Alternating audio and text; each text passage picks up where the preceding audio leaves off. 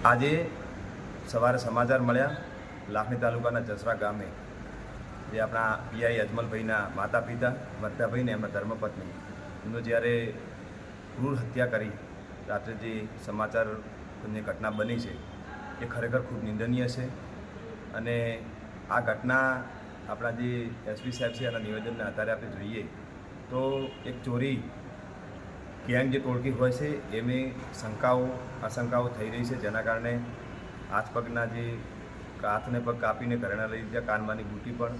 અને તિજોરી પણ તોડી છે. તો એક આની આશંકા થાય છે, બાકીનો તપાસનો વિષય છે. આવી ઘટનાઓ એ સમાજમાં यदि પોલીસના ઘરે પણ આવું બનતું હોય તો એ ખૂબ શરમજનક બાબત છે અને આવી ઘટનાઓ ફરીથી ન થાય એવી આશા પણ રાખીએ છીએ. આ વર્ધાભાઈ અને એમની ધર્મપત્ની દિવગંત આત્માને ભગવાન શાંતિ આપે એવી પ્રાર્થના કરીએ છીએ અને પોલીસ પ્રશાસનને એક વિનંતી છે કે આવી જે કોઈ ગેંગ હોય, આવા જે લોકો હોય, અસામાજિક તત્વો હોય, એમને સત્વરે પકડી અને કડકમાં કડક સજા કરવામાં આવે એવી આશા રાખીએ છીએ.